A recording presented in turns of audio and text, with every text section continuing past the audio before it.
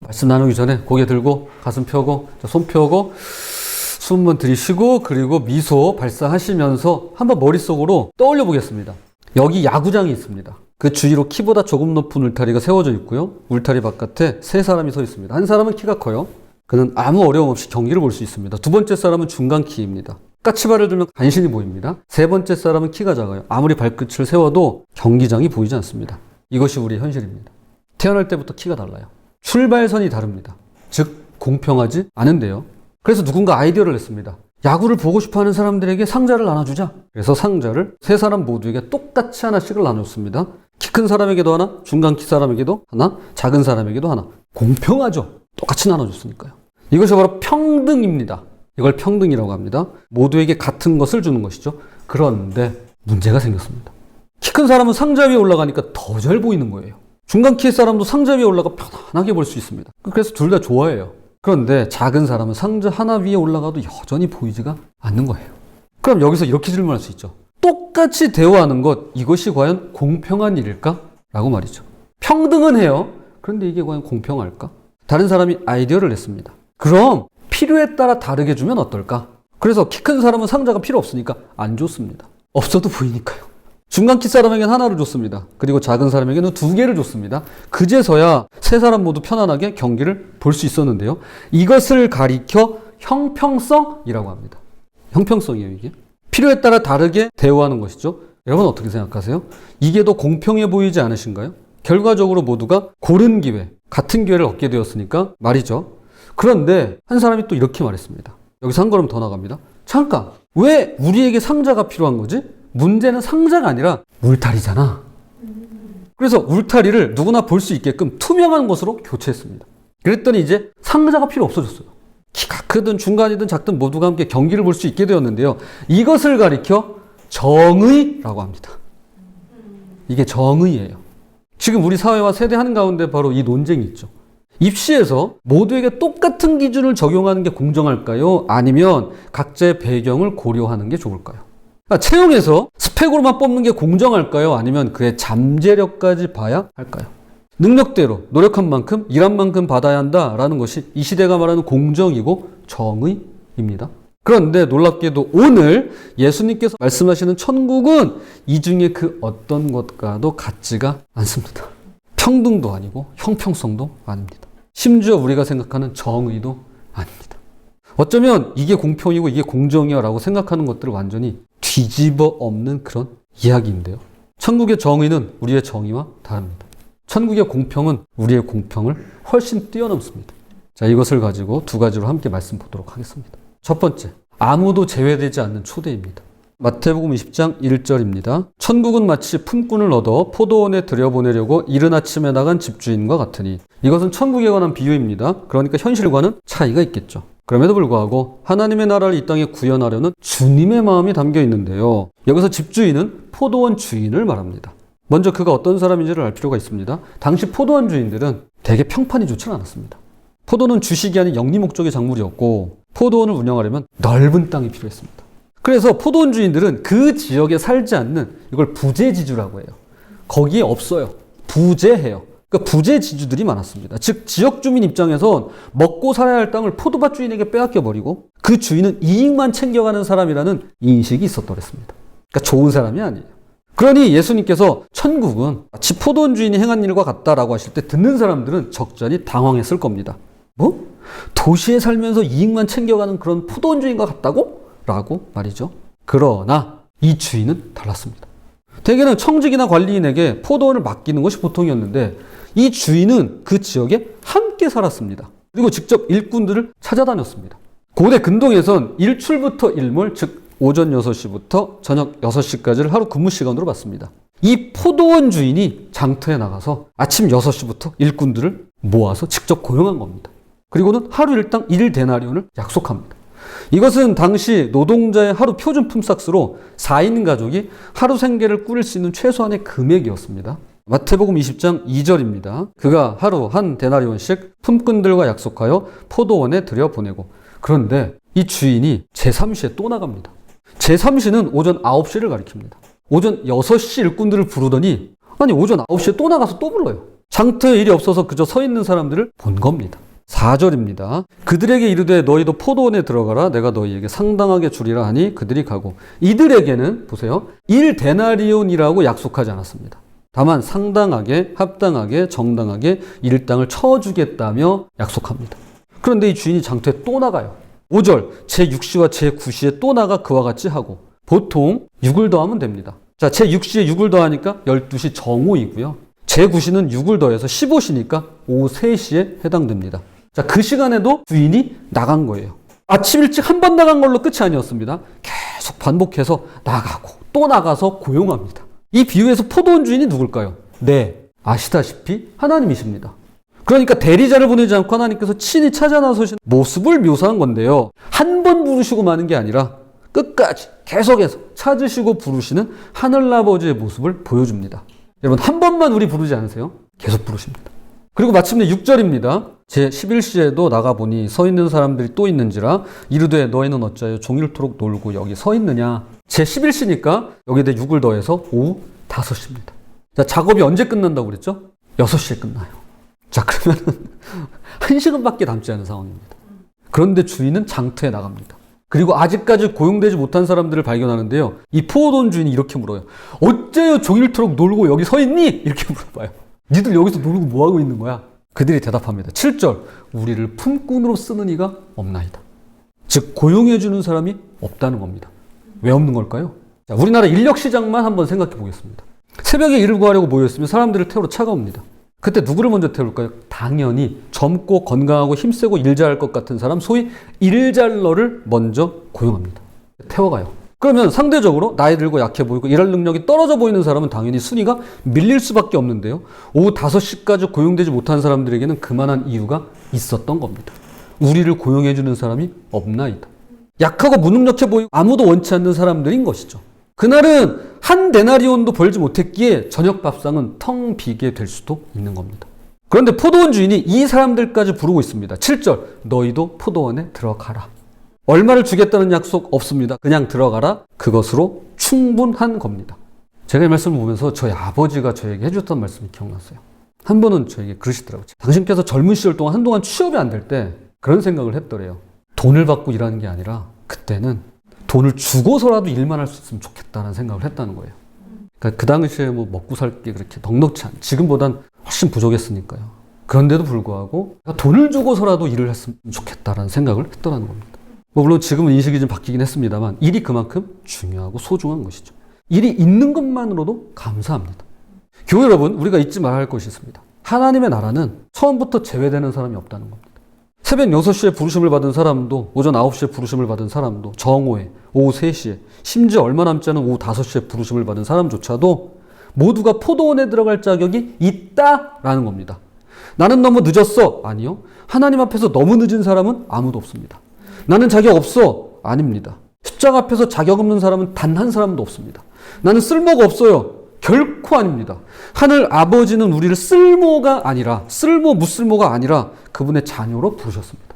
오후 5시 마지막이라도 주님께서 우리를 부르시고 기회를 주십니다. 혹시 너무 늦었다고 생각되는 분이 계실까요? 아니, 저분은 안 될 것 같아. 이렇게 생각되는 분 계세요? 주님께서 지금도 우리를 부르고 계십니다. 너희도 포도원에 들어가라. 그 말이죠. 어느덧 해는 저물어 저녁 6시가 되었습니다. 자, 뭐 해야 되죠? 일당 받고 집에 가야죠. 가장 좋은 시간. 이제부터 진짜 충격적인 일이 벌어집니다. 두 번째인데요. 공평을 넘어선 은혜입니다. 8절입니다. 저물매 포도원 주인이 청지기에게 이르되 품꾼들을 불러 나중 온 자로부터 시작하여 먼저 온 자까지 삭슬 주라 하니, 먼저 일당을 정산하는 순서를 보겠습니다. 맨 나중 온 사람부터 시작해서 맨 처음 온 사람 순으로 받습니다. 그렇죠? 근데 만약에 생각해 보세요. 먼저 온 사람부터 품삯을 받고 집에 돌아갔다면, 자, 오전 6시부터 일한 사람들은 약속대로 1데나리온을 받고 만족하면서 돌아갔을 겁니다. 자, 그 다음 9시에 온 사람이 1데나리온을 받으면 감사합니다 하고 집에 갔겠죠. 오후 3시에 온 사람은 아마 더 감사하며 받고 돌아갔겠죠. 그리고 마지막으로 오후 5시에 온 사람이 1데나리온을 받게 된다면 아마 좋아서 춤이라도 출 겁니다. 감사합니다. 감사합니다. 연거푸 인사하면서 돈을 받아가겠죠. 이러면 별다른 문제가 없습니다. 별탈 없어요. 누가 얼마를 받았는지 못 봤으니까. 일찍 온 사람부터 받고 갔잖아요. 그런데 포도원 주인은 이 순서를 의도적으로 뒤집어 버립니다. 마치 보란 듯이 마지막에 들어와서 일한 사람부터 일당을 지급하기 시작합니다. 여기서 더 놀라운 건 1데나리온씩을 똑같이 줬다는 사실입니다. 이게 뭘 의미할까요? 포도원 주인은 자신의 정의를, 우리의 정의가 아니에요. 포도원 주인의 정의예요. 일꾼들의 정의가 아니에요. 포도원 주인의 정의를 마을 주인 모두에게 공개적으로 선포하고 있는 겁니다. 마태복음 20장 9절입니다. 제11시에 온 자들이 와서 한 데나리온씩을 받거늘. 제11시는 여기다 6을 더하니까 오후 5시가 되겠죠. 자, 오후 5시에 와서 1시간 일했는데 1데나리온을 받았습니다. 얼마나 좋았을까요? 하루 품삯 다 받은 거예요. 오롯이, 고스란히. 자, 생각해 봅시다. 아르바이트를 해요. 1시간 일했는데 일당 10만 원 받았습니다. 여러분 기분 어떠세요? 땡큐죠. 횡재했죠. 저 내일 또 올래요. 여러분 시급이 10,000원 조금 넘어요. 10만 원 받았대요. 여기 지금. 자, 그럼 반대로 이 모습을 지켜보던 나머지 품꾼들은 어떤 생각을 했을까요? 자연스럽게 야, 1시간에 1데나리온이면 나 와서 12시간 일했거든? 그러면 12데나리온까지는 아니더라도 적어도 1데나리온의 몇 배는 받게 되지 않을까? 라며 잔뜩 기대감을 가질 겁니다. 그런데 보세요. 마태복음 20장 10절입니다. 먼저 온 자들이 와서 더 받을 줄 알았더니 그들도 한 데나리온씩 받은지라. 이럴 수가. 똑같이 1데나리온만 받았습니다. 정말 억울했을 것 같지 않으세요? 저는 죄송합니다. 이런 표현 써야 될 거예요. 기분 더러웠을 것 같아요. 진짜. 앞에서 1시간 일한 사람이 10만 원 받아갔는데 저 12시간 일했어요. 저 박스 포장하는 데서 일한 적 있거든요. 1시간 일했는데 10만 원 받아갔어요. 12시간 일한 나는 뭐예요? 근데 똑같이 10만 원 줘요. 여러분 같으면 납득이 되시겠습니까? 저 같으면요, 당장 고용노동부에 신고하려고 검색부터 할 겁니다. 아니나 다를까 저만 그런 건 아니었던 것 같아요. 여기 이분들도 불평과 원망이 여기저기서 터져 나옵니다. 마태복음 20장 11절 12절입니다. 받은 후 집주인을 원망하여 이르되 나중 온 이 사람들은 1시간밖에 일하지 아니하였거늘 그들을 종일 수고하며 더위를 견딘 우리와 같게 하였나이다. 이들의 주장을 자세히 보세요. 주인날이 저희가 하루 종일 수고해서 12시간 일할 때 쟤들은 1시간밖에 안 했습니다. 그런데 똑같이 취급하세요? 이런 법이 어디 있습니까? 이건 불공평합니다. 공정하지 않습니다. 능력대로 노력한 만큼 일한 만큼 받아야 되는데 이건 아니잖아요. 이러지 않았을까요?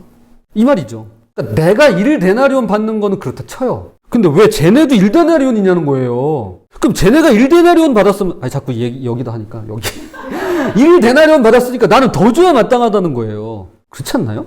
저는 이해되는 정도가 아니라 이 말이 맞다고 생각해요. 이 사람들 말 맞아요. 입장 바꿔놓고 만약 내가 이런 일을 당한다면 무지하게 억울할 겁니다. 이게 오늘날 공정이에요. 이게 공평입니다. 남의 얘기 하지 말고 내 얘기라고 생각해 보자고요. 내 얘기라고. 여러분이 주인이면 똑같이 주시겠어요? 아니, 식당에서 1시간 일하는 사람에게 10만 원 주고 12시간 일하는 사람에게 10만 원 줄 거냐고요. 아니, 내가 알바생이에요. 내가 그 직원이에요. 아니, 1시간 일했는데 10만 원 받았어. 좋죠. 땡큐죠. 근데 8시간 일했네? 근데 10만 원밖에 안 줘요. 아, 10만 원 밖엔 아니죠. 근데 10만 원 줘요. 이게 여러분 납득이 되시냐고요. 딴 사람 얘기하면 이해가 될 거예요. 근데 내 얘기하면 이건 받아들일 수가 없는 거예요. 저는 열받아서 못하겠어요. 저는. 그래서 고용노동부 전화번호 알아놨다니까요. 이것이 바로 오늘날 대한민국 사회의 목소리고 우리의 주장입니다.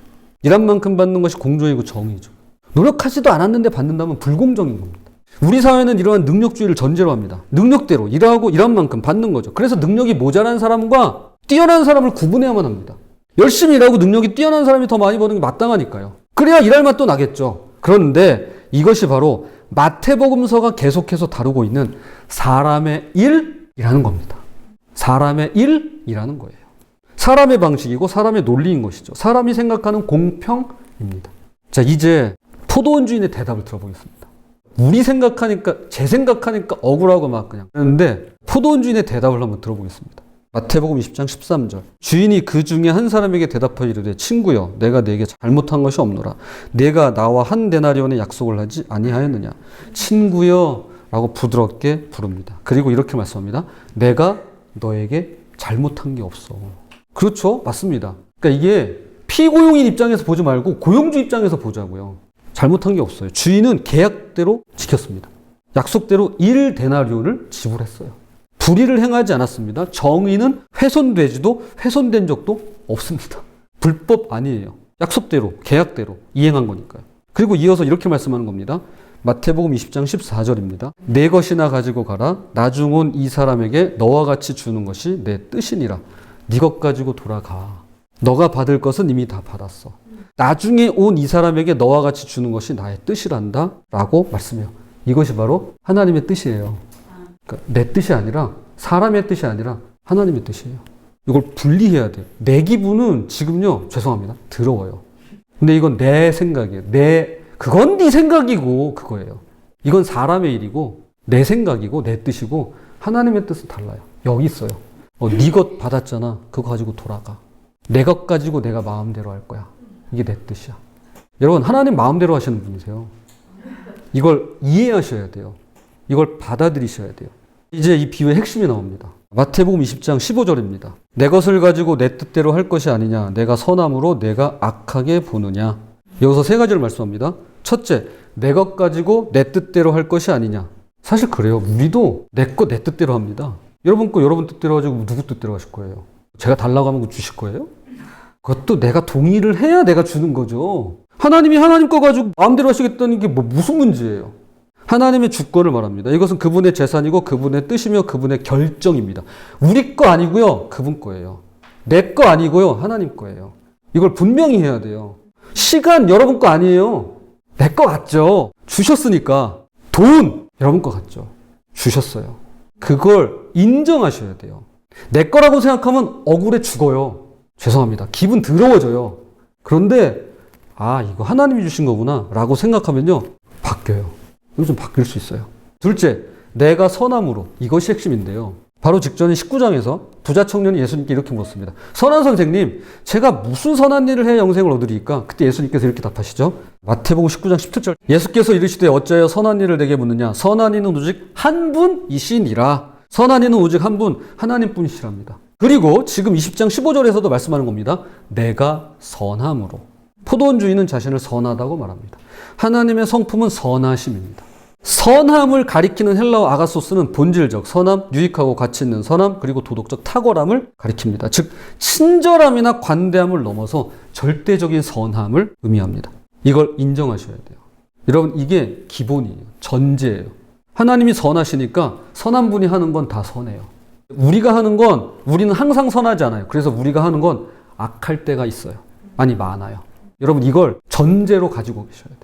하나님이 내 것 가지고 내 마음대로 하는 건 문제 안 돼요. 왜요? 선하시니까. 근데 내가 내 거 가지고 마음대로 하는 건 문제가 될 수 있어요. 왜요? 나는 항상 선하지 않으니까. 세 번째입니다. 내가 악하게 보느냐? 이것은 하나님께서 우리를 향해 던지시는 질문입니다. 악하게 본다는 표현은 히브리어 관용구로 질투하고 시기한다는 뜻을 포함합니다. 즉 악한 눈으로 본다는 거예요. 그러니까 지금 원망하는 일꾼들에겐 공평하지 않은 건 악한 거고 쟤네들과 같은 대우를 받는 건 불공정하고 나쁜 것이야 라는 생각이 그 마음에 있었던 겁니다. 그러나 하나님께서 그들에게 이렇게 말씀하고 계십니다. 공평도 때로 악이 될 수 있어. 은혜가 공평하지 않다고 악한 게 아니야. 내 은혜는 언제나 선하단다 라고 말씀하시는 거예요. 여러분, 공평한 처사가 자동으로 선한 거 아닙니다. 때론 공평이 가혹할 수 있습니다. 약한 자를 더 힘들게 만들 수 있죠. 그러나 하나님의 은혜는 언제나 선하십니다. 왜냐하면 선한 분은 오직 하나님이시기 때문입니다. 잠깐 이전 말씀을 되짚어 보겠습니다. 베드로가 예수님 십자가를 막으려 들자 예수님께서 뭐라고 하시나요? 마태복음 16장 23절. 사탄아, 내 뒤로 물러가라. 너는 나를 넘어지게 하는 자로다. 내가 하나님의 일을 생각하지 아니하고 도리어 사람의 일을 생각하는도다 하시고, 베드로는 선의로 사랑으로 예수님을 막고자 했을 뿐입니다. 그러나 그것은 하나님의 일이 아니었습니다. 내가 생각할 때 상대방을 위하는 것도요, 선이 아닐 수 있다고요. 마태복음 7장에서 변화세에 올라간 베드로가 이렇게 말합니다. 주여, 우리가 여기 있는 것이 좋사오니 만일 주께서 원하시면 제가 여기서 초막 셋을 짓겠습니다. 하나는 주님을 위해서, 하나 엘리야를 위해서, 하나는 모세를 위해서. 그 순간에 머물고 싶어 했습니다. 그러나 그것도 하나님의 뜻이 아니었습니다. 아무리 좋은 거라도요, 선이 아닐 수 있어요. 이와 마찬가지로 우리가 생각하는 공평, 우리가 생각하는 정의 역시 하나님의 은혜와 충돌할 수 있는 겁니다. 여러분, 공평 좋아하시죠? 공정 좋아하시잖아요. 정의 저 좋아합니다. 근데 이게 하나님의 공평, 공정, 정의에 충돌할 수 있다는 거예요. 이걸 우리가 가지고 있어야 돼요. 이 생각을. 내가 오라가 아니에요. 주님만 오르세요. 자, 그런 맥락에서 오늘 말씀에서 다른 사람이 받는 은혜를 기뻐하실 수 있으신가요? 보니까 어제 행운권 추첨해서 상들 많이 타셨더라고요. 아, 나도 저거 필요한데. 아, 저거 진짜 우리 집에 필요한 건데. 저 그런 거 있었거든요. 아, 나보다 덜 고생한 사람이 나와 동일한 대우를 받을 때 질투하지 않으실 수 있겠습니까? 이건 또 다른 문제죠. 나보다 늦게 온 사람이 나와 같은 자리에 서게 될 때 악한 눈으로 보지 않을 수 있으실까요? 아, 그 명품 아파트 그러는데 왜 아파트에서 들어간 입구가 다르대잖아요. 임대해서 들어온 사람들 입구가 달라요. 엘리베이터도 못 쓰게 해요. 하다못해 가격을 내려가지고 들어온 사람들, 입주민에 대해서는 굉장히 가혹하게 굴어요. 당신들은 싸게 들어왔잖아 이러면서. 물론 청탁과 부패, 편법과 불법을 제외하고 말이죠. 여러분 이거 받아들이실 수 있으시겠어요? 쉬운 얘기도 안 해요. 쉬운 주님 말씀도 안 하세요. 우리 다 잘하니까. 이거 너무 어려운 거예요. 너무 힘든 거예요. 한번 돌아보자고요. 이것이 하나님께서 우리에게 던지시는 질문입니다. 내가 선함으로 너가 악하게 보느냐? 야, 내가 선하다고 너가 악하게 봐? 교회 여러분, 하나님에 대한 인간의 무의미한 평가를 멈추시기 바랍니다. 하나님을 재판석에 세우지 마시기 바랍니다. 다만 그분의 선하심을 신뢰하시기 바랍니다. 마태복음 20장 16절. 이와 같이 나중된 자로서 먼저 되고 먼저 된 자로서 나중되리라. 마태복음 19장 30절의 반복이죠. 이것이 하나님 나라 질서입니다. 우리가 생각하는 순서와 달라요. 능력의 순서도 노력의 순서도 아닌 하나님의 주권적인 은혜의 순서입니다.